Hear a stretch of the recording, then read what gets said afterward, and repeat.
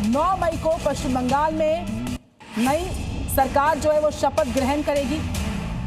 तो शपथ ग्रहण पर ये बड़ी खबर बंगाल से। कल घोषणा कर दिया 25 वैशाख 9 में रविंद्रनाथ ठाकुर का जन्मदिन, उसी दिन में ये सरकार शपथ लेगी। शपथ कब तक होने की उम्मीद है? उम्मीद नहीं तो प्रधानमंत्री जी कल घोषणा कर दिया 25 वैशाख 9 में रविंद्रनाथ ठाकुर का जन्मदिन, उसी दिन में ये सरकार शपथ लेगी। शपथ कब तक होने की उम्मीद है? उम्मीद नहीं तो प्रधानमंत्री जी कल घोषणा कर दिया 25 वैशाख 9 में रविंद्रनाथ ठाकुर का जन्मदिन, उसी दिन में ये सरकार शपथ लेगी। तो ये बड़ी जानकारी इस वक्त की बंगाल में शपथ ग्रहण पर, ये ब्रेकिंग न्यूज इस वक्त की। बीजेपी अध्यक्ष बंगाल के, उनको आप सुन रहे थे, उन्होंने साफ तौर पर कहा कि 9 मई की तारीख शपथ ग्रहण की रहेगी।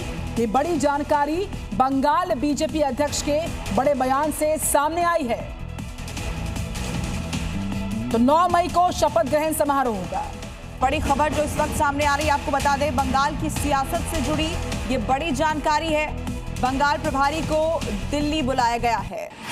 इस वक्त की बड़ी और अहम खबर आपको बता रहे हैं, बीजेपी महासचिव सुनील बंसल को दिल्ली बुलाया गया। आज दोपहर बाद कोलकाता से दिल्ली के लिए रवाना होंगे सुनील बंसल। आगे की रणनीति, शपथ ग्रहण कार्यक्रम समेत विधायक दल की बैठक समेत तमाम मुद्दों पर गृह मंत्री अमित शाह के साथ वो चर्चा करेंगे। साथ ही बीजेपी अध्यक्ष नितिन नवीन के साथ भी उनकी मुलाकात होनी है। सुनील बंसल की बड़ी भूमिका रही है इस पश्चिम बंगाल के चुनाव की जीत में, जिन्होंने ग्राउंड लेवल पर उतर करके काम किया।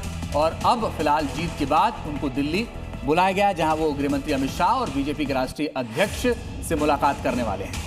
एक और बड़ी जानकारी, बीजेपी अध्यक्ष कालीबाड़ी मंदिर पहुंचे हैं, दिल्ली के चितरंजन पार्क पहुंचे हैं और कालीबाड़ी मंदिर में उन्होंने दर्शन किए हैं। सीआर पार्क पहुंचे हैं बीजेपी अध्यक्ष और कालीबाड़ी मंदिर में दर्शन किए हैं। तो पश्चिम बंगाल जीत के बाद एक संदेश भी है, एक मैसेज भी देने की कोशिश कर रहे हैं बीजेपी के राष्ट्रीय अध्यक्ष नितिन नवीन, और वो कालीबाड़ी मंदिर पहुंच करके उन्होंने एक साफ संदेश पश्चिम बंगाल को भी देने की कोशिश की है कि सब साथ मिलकर वहां पर चलने वाले हैं। और इस दौरान भारतीय जनता पार्टी के जो कार्यकर्ता थे, उन्होंने उनका वहां पर भी स्वागत किया है। कालीबाड़ी में दर्शन करने के बाद अब वो एक बार फिर से तमाम कार्यकर्ताओं से मुलाकात करेंगे। देखिए जी न्यूज़ पर इस वक्त की एक्सक्लूसिव तस्वीर। तो देखिए मंदिर में दर्शन पूजन की ये तस्वीरें जो हैं वो सामने आई है। सीआर पार्क जो दिल्ली में है, वहां कालीबाड़ी मंदिर में दर्शन करने पहुंचे हैं नितिन नवीन। जो तस्वीरें हम आपको दिखा रहे हैं, बंगाल में जीत के बाद कालीबाड़ी मंदिर में दर्शन पूजन और सीधे जनता को संदेश है। हिंदुत्व के एजेंडा जिसे लेकर बीजेपी चुनाव में चलती है और उसकी इस बार जीत हुई है पश्चिम बंगाल में। जी न्यूज़ पर एक्सक्लूसिव तस्वीर आप देख रहे हैं दिल्ली के सीआर पार्क से।